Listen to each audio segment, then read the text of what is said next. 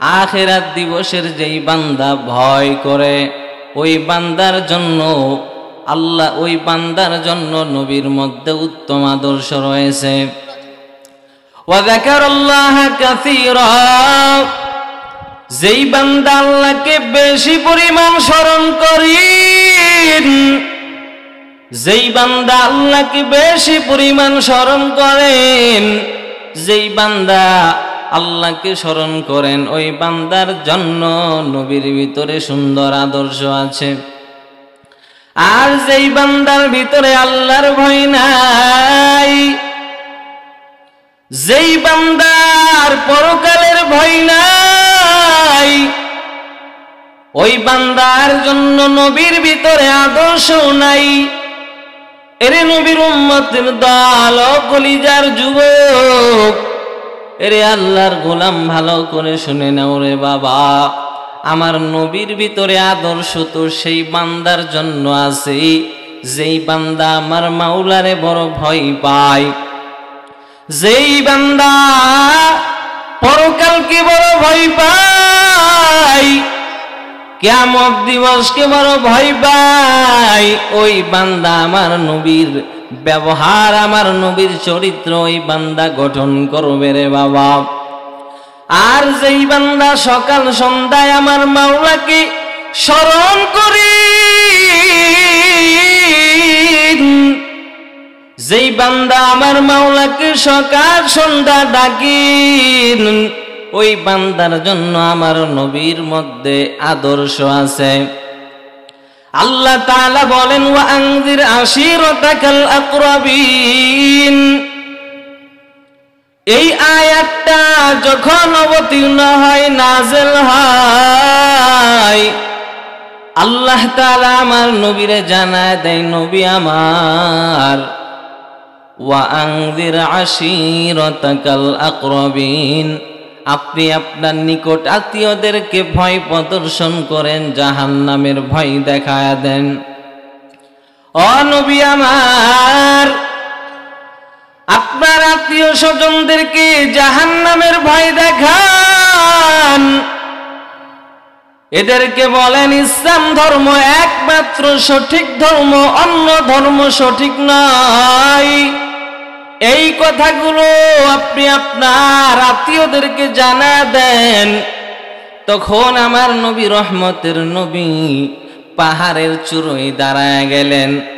পাহাড়ের চূড়োয় দাঁড়াইবার পর রহমতের নবী এবার বিভিন্ন কুরাইশ বংশের গোত্রকে ডাক দেয় আর বলে, ও আমার বংশের মানুষেরা শোনো, বিভিন্ন গোত্রের নাম ধরে ধরে নবী আমার ওই পাহাড়ের চূড়ায় সবাইকে ডাকলেন। এরপরে নবী আমার জানা দেয়, আর আইতাকুম লাউ আখবারতুকুম আন্না খাইলান বিল ওয়াদি তুরিদু আন তুগীরা আলাইকুম আকুনতুম মুসাদ্দিকিয়া। এবার রহমতের নবী ডাক দিয়া কয়, মক্কার মানুষ, ওই যে তাকাইয়া দেখো বড় একটা পাহাড়, আমি যদি বলি ও আমার বংশের মানুষ, ওই পাহাড়ের পেছনে শত্রুর একটি দল তোমাদের উপরে আক্রমণ করার জন্য রেডি হয়ে আছে, তোমাদের উপরে ঝাঁপিয়ে পড়ার জন্য তারা রেডি। ও আমার বংশের মানুষ, আকুনতুম মুসাদ্দিকিয়া, তবে কি তোমরা বিশ্বাস করবা কিনা বলো।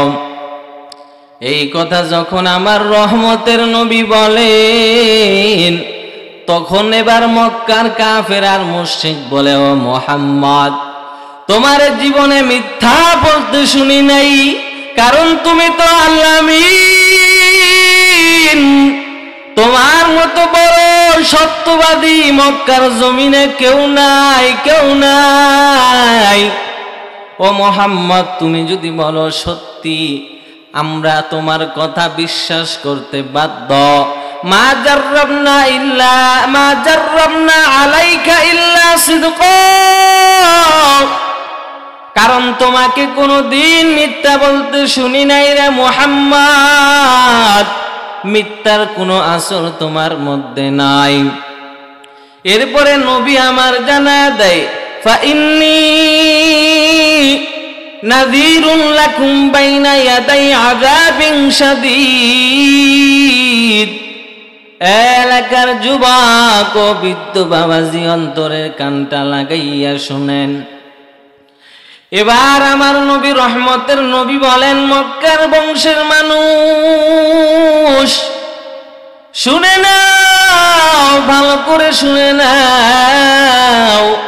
যদি ইসলাম ধর্ম কবুল না করো, ইসলাম ধর্ম যদি গ্রহণ না করো, তোমাদের জন্য কঠিন আযাবের ব্যবস্থা আছে, জাহান্নামের আগুনের ব্যবস্থা আছে রে মক্কার মানুষ। এই কথা বলার পর আমার নবীর চাচা আবু লাহাব ডাক দিয়া কয়, তাব্বান লাকা ইয়া মুহাম্মদ আলিহাযা জামাতানা।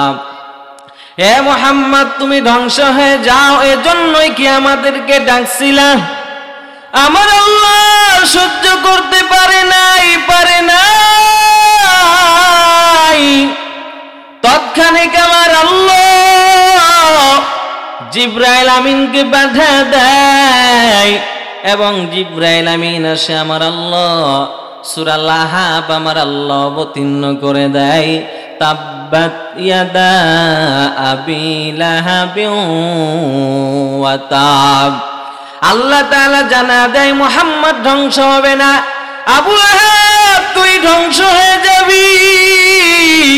তোর স্ত্রী, সন্তান, সম্পদ সবকিছু ধ্বংস করে দিবে কে? আওয়াজ করে বলেন কে? এরে নবীর উম্মতের দল, ভালো করে শুনে নাও, গভীর মনোযোগ দিয়ে শুনে নাও রে বাবা। নবী আমার যখন এই কালমার দাওয়াত দিলেন, বিরোধিতা করলেন সর্বপ্রথম বংশের মানুষ। এরে নবীর উম্মত, ভালো করে শুনে নাও। এবার আমার রহমতের নবী এবার ব্যথিত হইয়া নবী আমার দিনের দাওয়াত দিতে দিতে নবী আমার ক্লান্ত হয়ে গেলেন রে বাবা। এইভাবে নবী আমার দিনের দাওয়াত দিয়েছেন। এরে নবীর উম্মত, ভালো করে শুনে নাও, উত্তম চরিত্র কেমন? উত্তম চরিত্র বড় দামি জিনিস। আল্লাহর নবী রাহমাতাল লিল আলামিন বলেন, ক্বালা রাসূলুল্লাহ সাল্লাল্লাহু আলাইহি ওয়াসাল্লাম, আনা যাঈমুন বিবাইতিন ফি রাওয়াদিল জান্নাহ লিমান তারাকাল মিরা ওয়া ইন কানা মুহিক্কা। আল্লাহর নবী বলেন, ও গোলাম, ন্যায় সঙ্গত থাকা সত্ত্বেও যেই বান্দা ঝগড়া পরিহার করবি, আমি আল্লাহ রব্বুল আলামিন আমার নবীর মাধ্যমে জানা দেয়, ওই বান্দার জন্য জান্নাতের বেষ্টনীর মাঝে একটি ঘরের জিম্মাদার হয়ে গেলাম। ন্যায় সঙ্গত থাকা সত্ত্বেও কি পরিহার করে? ঝগড়া পরিহার করে। একটা মানুষ হুদাই আইসা আপনাকে গালি দিল, আপনার কোনো দোষ নাই। এই অবস্থায় যদি আপনি নিজেকে কন্ট্রোল করতে পারেন, কথা বুঝতে পারতেছেন আমার? আপনি হকের উপরে আছেন, ন্যায় সঙ্গত থাকা সত্ত্বেও একটা মানুষ অযথা আপনাকে গালি দিল, আপনি জানেন যে আমি হকের উপরে আছি, তারপরেও প্রতিবাদ করলাম না। নবী বললেন, আমি তার জন্য জান্নাতের বেষ্টনীর মধ্যে একটি ঘরের জিম্মাদার হয়ে গেলাম। সুবহানাল্লাহ। এরপরে নবী আমার জানা দেয়, ওয়াবিবাইতিন ফি ওয়াসাতিল জান্নাহ লিমান তারাকাল কাযিবা ওয়া ইন কানা মাযিহা। এবার রহমতের নবী বলেন, ও দুনিয়ার মানুষ শুনে নাও, যেই বান্দা তামাশার ছলেও মিথ্যা বলে না, ওই বান্দার জন্য জান্নাতের মধ্যখানে একটি ঘরের জিম্মাদার হয়ে গেলাম। সাউন্ড একটু বাড়াই দেন ভাই, সাউন্ড কম হয়ে যাচ্ছে। যেই বান্দা ইয়ারকি করে, দুষ্টামি করে, ফাজলামি করেও মিথ্যা বলে না। একটা আছে না, মানুষ দুষ্টামি করে অনেক সময় মিথ্যা কথা বলে, কি বলে না? আল্লাহর নবী বলেন, কোন বান্দা যদি দুষ্টামি করে, ইয়ারকি করে, ফাজলামি করেও মিথ্যা না বলে, আমি নবী জান্নাতের মাঝখানে তার জন্য একটি ঘরে জিম্মাদার হয়ে গেলাম। বলেন না সুবহানাল্লাহ। এরপরে নবী আমার বলেন ওয়াবিবাইতিন ফি আ'লাল জান্নাহ লিমান হাসানা খুলুকা। আল্লাহর নবী রহমতের নবী বলেন উম্মত, যার চরিত্র বড় সুন্দর, যার আখলাক বড় সুন্দর, ওই বান্দার জন্য জান্নাতের সর্ব উচ্চ জায়গায় আমি ঘরের ব্যবস্থা করব। সুবহানাল্লাহ। এজন্য মানুষের পোশাক দেখে মানুষের চরিত্র যাচাই করা যায় না। অনেক মানুষের পোশাক দেখলে, লোকটাকে দেখলে বড় ভদ্র মনে হয়, কিন্তু তার ব্যবহার দেখলে শয়তানেও লজ্জা পায়। কথা বলেন ঠিক কিনা? আমাদের সমাজে অনেক মানুষ আছে, মানে দেখতে সাদা সিধা, কাপড় চুপড় স্ট্যান্ডার্ড ভদ্র মানুষ, কিন্তু তার ব্যবহার দেখলে মনে হয় এর চাইতে নিকৃষ্ট মানুষ আর কেউ হতে পারে না। এমন লোক আমাদের সমাজে আছে না নাই? এজন্য মানুষের পোশাক দেখে, মানুষের চারিত্রিক, মানুষের আউটসাইড গুলো দেখে মানুষের বিচার ব্যবস্থা করা যায় না। মানুষের চরিত্র দেখে, মানুষের আখলাক দেখে মানুষের বিচার ব্যবস্থা করতে হয়। কথা বলেন ঠিক কিনা? এজন্য নবী আমার জানায়া দেয় উম্মত, চরিত্র কেমন দামি জানো? এর নবীর উম্মত ভালো করে শুনে নাও, শুনে নাও। আল্লাহর নবী রহমতের নবী অন্য হাদিসে জানা দেয়, হাদিসের রাবি আবু হুরায়রা রাদিয়াল্লাহু তাআলা আনহু। وعن أبي هريرة رضي الله تعالى عنه قال سئل رسول الله صلى الله عليه وسلم عن أكثر ما يدخل الناس الجنة।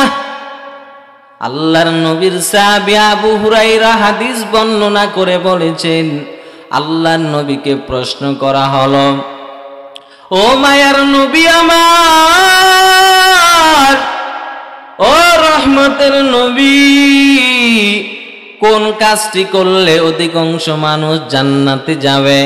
বলেন না। কি প্রশ্ন করা হলো? ও নবী আমার জানাইয়া দেন, যেই কাজটি করলে অধিকাংশ মানুষ আল্লাহর জান্নাত পাবে, ওই কাজটা কি হতে পারে বলেন। এবার নবী জানা দেয় দুইটা কাজ। আওয়াজ করে বলেন কয়টা কাজ? এরে উম্মত, দুইটা কাজ করো, জান্নাতের মালিক বানায় দিবেন আমার আল্লাহ। এক নাম্বার কাজ আমার নবী বলেন তাকওয়াল্লাহ, আল্লাহর ভয়। বলেন না কার ভয়? আল্লাহর ভয় অন্তরে ঢুকাও। এরে আল্লাহর গোলাম, ভালো করে শুনে নাও, শুনে নাও, কেমন আল্লাহর ভয়। হযরত ওমর রাদিয়াল্লাহু তাআলা আনহু, ইসলামের দ্বিতীয় খলিফা ওমর, কেমন আল্লাহর ভয়, কেমন আল্লাহর ভয়। যেই উমর অর্ধ জাহান শাসন করতেন, অর্ধ জাহানের বাদশা উমর, দিনের বেলা মানুষের বিচার করতেন, রাতের বেলা হযরত ওমর রাদিয়াল্লাহু তাআলা আনহু ছদ্মবেশে মানুষের ঘরে ঘরে গিয়া দেখতেন কে কোন ভাবে আস। কেমন শাসক ছিলেন হযরত ওমর। দিনের বেলা মানুষের বিচার করতেন, আর রাতের বেলা খবর নিতেন কোথায় কোনো গরিব মানুষ না খায় আছে না কি অবস্থা। এমন একজন শাসক হযরত ওমর রাদিয়াল্লাহু তাআলা আনহু। একদিন রাতের বেলা তাকাইয়া দেখেন একটি পাহাড়ের পাশে একটা কুঁড়ে ঘর দেখা যায়। বলেন না কি ঘর? একটি ছোট্ট একটা ঘর দেখা যায়, কুঁড়ে ঘর। আর আগুন দেখতেছেন, আগুন জ্বলতেছে। হযরতে ওমর ওই পাহাড়ের কিনারায় কুড়ে ঘরের পাশে চলে গেলেন। আর হযরতে ওমর দূর থেকে তাকাইয়া দেখতেছেন এক বৃদ্ধা মহিলা ওই পানি গরম করতেছে আগুন জ্বালাইয়া, পাতিলের মধ্যে আগুন জ্বালাইয়া পানি গরম করেন। পাতিলের মধ্যে কোনো খাবার নাই, কিছুই নাই। আর বাচ্চাগুলো কান্নার আওয়াজ, ও মা খাবার দাও, খাবার দাও। বাচ্চাগুলো খাবারের জন্য ছটফট করে রে বাবা। এবার বৃদ্ধা মহিলা বলেন, ও সন্তান শোনো, খাবার প্রস্তুত করতেছি, একটু ধৈর্য ধারণ করো। আসলেই কি পানির মধ্যে খাবার আছে নাকি সন্তানদের সান্ত্বনা দেয়? আওয়াজ করে বলেন, সান্ত্বনা দেয় রে মানুষ। এবার সন্তানগুলো ঘুমাইয়া গেছে, কোনো খাবার নাই, না খাইয়া সন্তানগুলো এবার ঘুমায় গেলেন। হযরতে ওমর এবার দূর থেকে তাকাইয়া দেখে হযরতে ওমর এবার বৃদ্ধা মহিলার কাছে চলে গেলেন। ডাক দিয়া কয়, আম্মা জান, ও আম্মা জান, পাতিলের মধ্যে পানি গরম করতেছেন, কোনো খাবার নাই। ও মা, কারণ কি জানতে চাই? এরে নবীর উম্মত, ভালো করে শুনো। অপর্দার আড়ালের আম্মা জান, ভালো করে শুনে নাও রে মা। এমন হতে পারে এই বয়ানটা আমার আখেরি বয়ান, আর জীবনে হয়তো আমার বয়ান হবে না রে বাবা। এখানে যারা আসছি আমরা আগামীকাল বাসে থাকবো কিনা গ্যারান্টি আসেনি। এর নবী চরিত্র আমাদের ধারণ করতে হবে। আমাদের ব্যবহারে যেন আমাদের মা বাবা কষ্ট না পাই, আমাদের ব্যবহারে এলাকার মুরব্বীরা যেন কষ্ট না পায়, এই চিন্তা চেতনা আমাদের ঢুকাইতে হবে রে বাবা। আমরা দায়িত্ব করব, কারণ উমর আমাদের খোঁজ খবর নিতে পারে নাই। এরে নবীর উম্মত, তার সামনে যে হযরত ওমর দাঁড়ায় আছে, মহিলা চিনে না, বলেন চিনে কিনা? এবার হযরত ওমর যখন পরিচয় গোপন রাখছেন, মহিলা যখন বললেন কাল কিয়ামতের ময়দানে আমি উমরের নামে মামলা দায়ের করব, উমর কেন আমাদের খবর নেই না? এবার হযরত ওমর নিজের পরিচয় গোপন রেখে ডাক দিয়া কয়, বৃদ্ধা আম্মা জান, আমাকে একটু সময় দেন, দেখি আমি আপনার জন্য কিছু রুটি রুজির ব্যবস্থা করতে পারি কিনা। এর নবীর উম্মতের দল কেমন শাসক! হযরত ওমর রাদিয়াল্লাহু তাআলা আনহু এবার এক দৌড় দিয়া চলে গেলেন বাইতুল মাল। বাইতুল মালের দরজা খুলে ওমর ডাক দিয়া কয়, আসলাম, আমার মাথায় আটার বস্তা উঠায় দাও। আল্লাহু আকবার। ওমর ডাক দিয়া কয়, রে খাদেম আসলাম, আমার মাথায় আটার বস্তা উঠাইয়া দাও। এবার খাদেম ডাক দিয়া কয়, হযরত, আপনি তো খলিফাতুল মুসলিমিন, অর্ধ জাহানের বাদশাহ ওমর, ও খলিফাতুল মুসলিমিন, আমি আপনার মাথায় বস্তা উঠায়া দিতে পারি না। আমি খাদেম থাকতে আপনি কেন আটার বস্তা মাথায় নিবেন? না না, হতে পারে না, পারে না। এবার উমর ডাক দিয়া কয়, ও খাদেম আসলাম, আমার জবাব আল্লাহর কাছে তুমি দিবা নাকি আমি দিব? এবার খাদেম আসলাম বলেন, হযরত, আপনার জবাব আপনি দিবেন, আমার জবাব আমি দিব। আমার কবরে আমি যাব, আপনার কবরে আপনি যাবেন। এবার উমর বলেন, ও খাদেম আসলাম, তাহলে আর দেরি নাই, দেরি নাই, জলদি করে আমার মাথায় আটার বস্তা উঠায় দাও। আল্লাহু আকবার। ভাইরা আমার, কেমন শাসক হযরত ওমর। এবার আটার বস্তা মাথায় লইয়া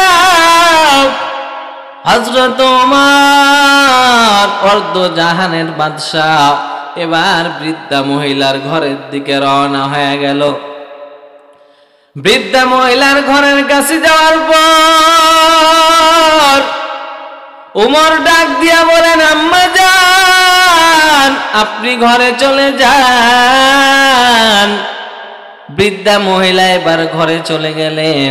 এবার অর্ধজাহানের বাদশাহ খলিফাতুল মুসলিমিন হযরত ওমর আটার বস্তাটা খুলিয়া আটা বের করে নিজেই খমিরা বানাইলেন। আল্লাহু আকবার। হযরত ওমর নিজেই খামিরা বানাইয়া রুটি বানানো শুরু করে দিলেন। এবার রুটি বানাইয়া শেষ করার পর ওমর এবার ডাক দিয়া কয়, আম্মা যান, এবার আপনি ঘর থেকে বের হয়ে যান। এবার বৃদ্ধা মহিলা ঘর থেকে বের হয়ে গেল। ওমর ডাক দিয়া কয়, আম্মা যান শোনেন, এই যে রুটি বানায়া দিলাম, রুটিগুলো আপনি খান, সন্তানদেরকে ঘুম থেকে জাগাইয়া দেন, তাদেরকেও খাওয়াইয়া দেন, পরিতৃপ্ত সহকারে রুটিগুলো খান। ও আম্মা জান, আটার বস্তা শেষ হওয়ার আগে আবার খবর নেওয়ার চেষ্টা করব। এবার হযরত ওমর রওনা দিয়া দিলেন।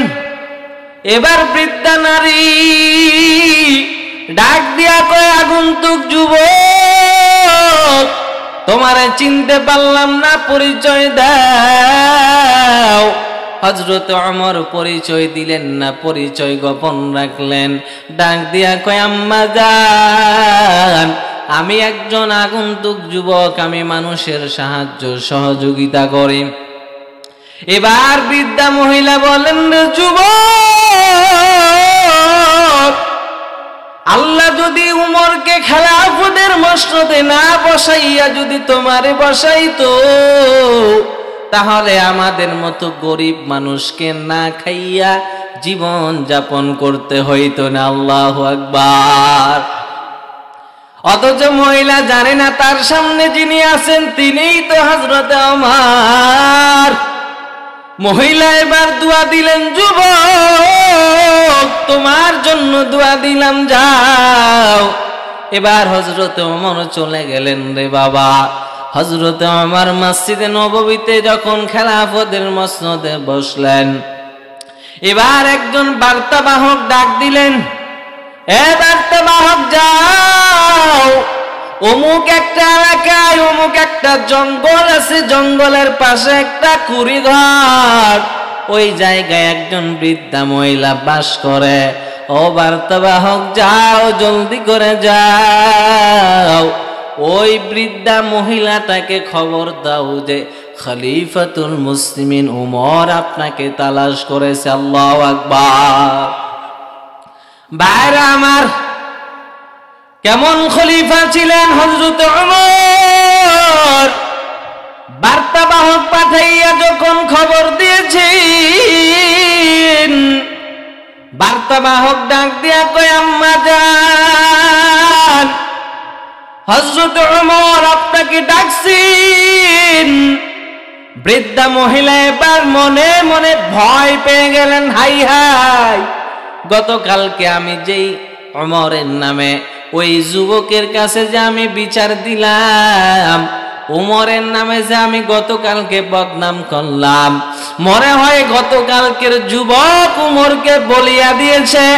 মহিলার দিলে এবার বড় ভয়। মহিলা মনে মনে বড় ভয় পেয়ে গেল রে বাবা।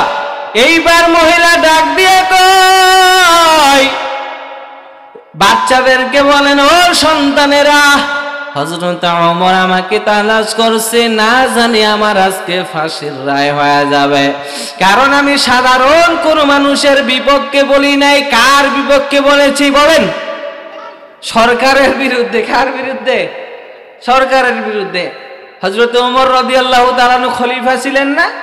তিনি অর্ধজাহান শাসন করেছিলেন, তিনি প্রধানমন্ত্রীর দায়িত্ব পালন করেছেন। তো এবার বৃদ্ধ মহিলা বাচ্চাদেরকে বলতেছে, রে বাচ্চারা, আমি তো গতকালকে আমাদের প্রধানমন্ত্রীর নামে আমি বিচার দিয়েছি যে আল্লাহর আদালতে আমি উমরের নামে মামলা দায়ের করব। উমর কেন আমাদের খোঁজখবর নিতে পারে নাই? আমাদের ঘরে খাবার আছে কি নাই এটা উমরের কোনো পরোয়া নাই, অথচ সেই লোকটা যে উমরেই ছিল মহিলার কোনো খবর নেই, ঠিক কি না? কারণ হযরতে উমর তো পরিচয় গোপন রাখছেন। এবার বৃদ্ধা মহিলা সন্তানদের কাছে বিদায় নেয়, ও সন্তান শেষ বিদায় দাও। হযরত ওমর আমাদেরকে ডাকছে, রে বাবা, জানি না আমার কি রায় হবে, জানা নাই। এবার মহিলা চলে গেলেন মসজিদে নববী হযরত ওমরের মসনদে। যেই মাত্র দরওয়াজায় মহিলাটা প্রবেশ করলেন, তাকাইয়া দেখি গতকালকের যুবক খেলাফতের মসনদে বসা। আল্লাহু আকবার।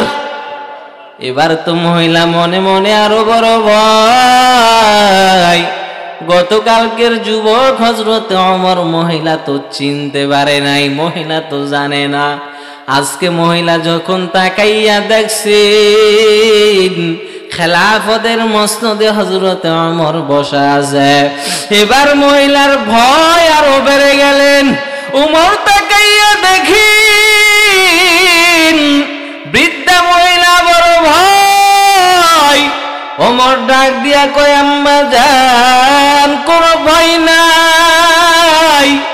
ও আম্মা জান, কোনো ভয় নাই, কারণ আজকের দিনের আসামি আপনি নয়, আমি ওমর।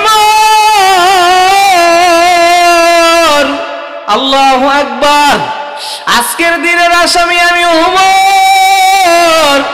ও আম্মা জান, আপনার কোনো ভয় নাই, আমি ওমর এতদিন আপনার খবর নিতে পারি নাই। এরে নবীর উম্মতের দল, ভালো করে শুনে নাও, কেমন রাষ্ট্রনায়ক ছিলেন হযরত ওমর রাদিয়াল্লাহু তাআলা আনহু। ঈদের দিন হযরত ওমর কান্নার আওয়াজ দরওয়াজা লাগাইয়া দিয়েছেন, আর ভিতর থেকে কান্নার আওয়াজ। সাহাবা একরাম ডাক দিয়া কয়, খলিফাতুল মুসলিমিন ওমর, আজকে ঈদের দিন, মুসলমানের আনন্দের দিন, আজকে মুসলমানেরা আনন্দ করবে, আপনি আজকের দিনে কেন কাঁদেন?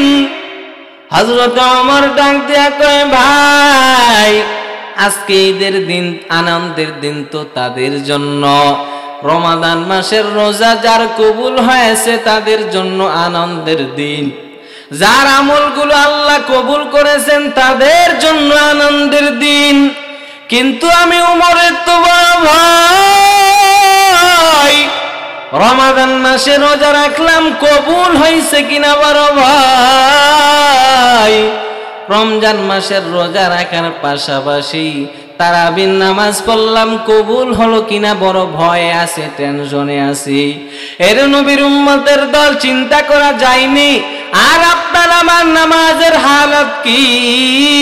নিজে যদি নামাজ হয়ে যায়, আর একজন মানুষ নামাজ না পড়লে তাকে দেখতেই পারি না, নিজেকে বড় ঈমানদার মনে হয়। আর খলিফাতুল মুসলিমিন উমর বলেন, রে ভাই, আমি রমজানের রোজা রাখলাম, কবুল হলো কিনা বড় টেনশন। যেই সাহাবা একরামের ব্যাপারে আমার আল্লাহ দুনিয়াতেই জান্নাতের সার্টিফিকেট দিয়েছেন, আবু বকর ফিল জান্নাহ, উমর ফিল জান্নাহ, উসমান ফিল জান্নাহ, আলী ফিল জান্নাহ। আবু বকর, উমর, উসমান, আলী দুনিয়াতেই জান্নাতের সার্টিফিকেট পেয়েছেন। সুবহানাল্লাহ। দুনিয়াতে জান্নাতের সার্টিফিকেট পাওয়ার পর আবু বকরের আমল বিন্দু মাত্র কমে নাই, আমল আরো বেড়ে গেছে। আর আপনার আমার যদি হয়তো আব্দুল কুদ্দুস জান্নাত গ্যারান্টি, আমার মনে হয়তো তারপরের দিন থেকে নামাজ ছেড়ে দিত, ঠিক কিনা? হ্যাঁ, যদি আপনাকে আমাকে জান্নাতের টিকিট দেওয়া হয়তো, তাহলে আর নামাজ আমরা পড়তাম না, জান্নাতের টিকিট তো পেয়ে গেছি। কিন্তু সাহাবা একরামের হালাত ছিল, সাহাবা একরাম যখন জান্নাতের টিকিট পেয়েছেন, আগে যদি 10 রাকাত তাহাজ্জুদ পড়তেন, এখন সাহাবা একরাম 14 রাকাত পড়ো, এখন সাহাবা একরাম 20 রাকাত পড়বে। কেন? সাহাবা একরামের ঈমান আর আমল আমাদের তুলনায় কম না বেশি বলেন তো? আমাদের তুলনায় বহু গুণে বেশি। এজন্য বলি ভাই, এবার উমর বলেন আম্মা জান কোনো ভয় নাই, কোনো টেনশন নাই। এবার হযরত ওমর লম্বা একটা পাগড়ি নিলেন, বলেন না কি নিলেন? লম্বা একটা পাগড়ি নিয়ে হযরত ওমর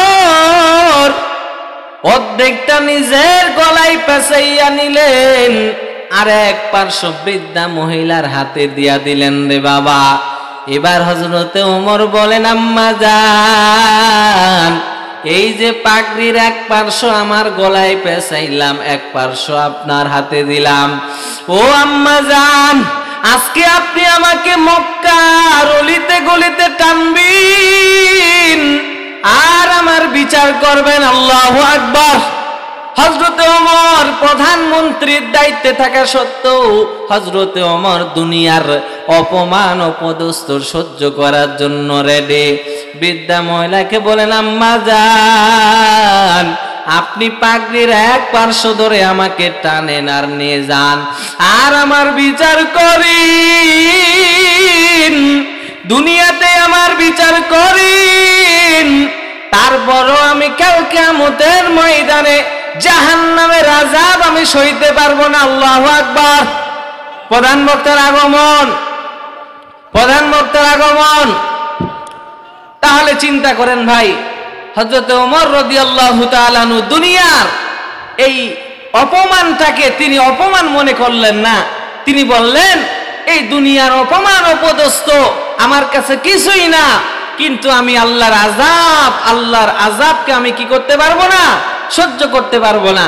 চিন্তা করা যায়, একজন রাষ্ট্রনায়ক, একজন প্রধানমন্ত্রী, তিনি যদি নিজেকে বলেন যে আমার গলায় দড়ি লাগাইয়া, আমার গলায় পাগড়ির এক পার্শ্ব পেঁচাইয়া আমাকে মক্কার অলিতে গলিতে আপনি টেনে হেঁচড়ে নিয়ে যান আর আমার বিচার করেন, এরকম শাসক দেশে থাকলে বলেন দেশটা শান্তিতে ভরপুর হবে কিনা বলেন? তাহলে জান্নাতে যাওয়ার জন্য যেই সমস্ত কাজ করলে বেশি পরিমাণ মানুষ জান্নাতে যাবে, তার মধ্যে 1 নাম্বার কি বলেন? তাকওয়াল্লাহ, আল্লাহর ভয়। 2 নাম্বার ওয়া হুসনুল খুলুক, উত্তম চরিত্র। ওই সময় শেষ করে দিব নাকি? হ্যাঁ, শেষ করে দিব। তাহলে 2 নাম্বার হচ্ছে, 1 নাম্বার হলো তাকওয়াল্লাহ, 2 নাম্বার ওয়া হুসনুল খুলুক, উত্তম চরিত্র। তাহলে আমাদেরকে উত্তম চরিত্র ধারণ করার দরকার আছে না নাই?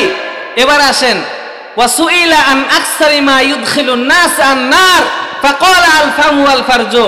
এরপরে নবীকে প্রশ্ন করা হলো, নবীজি জান্নাতে যাওয়ার 2টা আমল বললেন, এবার বলেন যেই সমস্ত কাজ করলে মানুষ জাহান্নামী হবে ওই 2টা কাজ কি? তখন নবীজি বললেন আল ফামু, 1 নাম্বার জবান, 2 নাম্বার ওয়াল ফারজু, লজ্জাস্থান। এই জবানের দ্বারা মানুষ জাহান্নামী হয়ে যাবে। মাঝে মধ্যে হযরতে আবু বকর রাদিয়াল্লাহু তাআলা আনহু নিজের জিহ্বাটা ধরে টান মারতেন আর নিজের জিহ্বাটাকে শাসাইতেন আর বলতেন, আবু বকর এই জিহ্বা দ্বারা এমন কোন কথা যেন তোমার দ্বারা বের না হয়ে যায় যেই কথাটা তোমাকে জাহান্নামে নিয়ে যাবে। আমাদের জবান দ্বারা অনেক সময় বেফায়েসা কথা বের হয় কি হয় না? আমাদের জবানটা কন্ট্রোল করতে হবে। আরেকটা হলো লজ্জাস্থানের হেফাজত করা।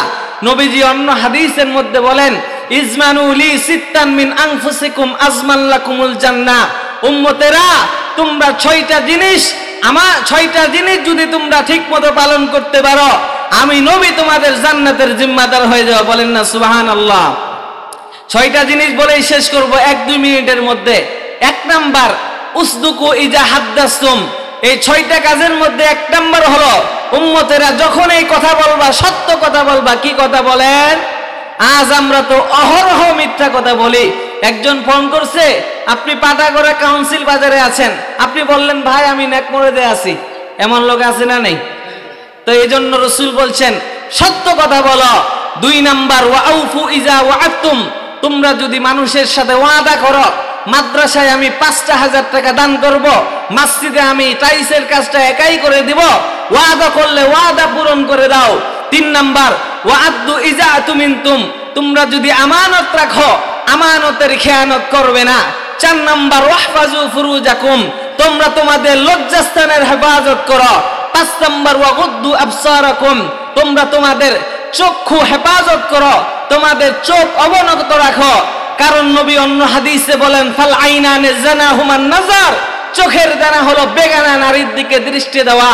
6 নাম্বার ওয়া কুফু আইদিয়াকুম, তোমরা তোমাদের হাতকে জুলুম করা হতে বিরত রাখো। হাতের জুলুম হলো কাউকে আঘাত করা, গরিব মানুষকে থাপ্পড় মেরে দিলা।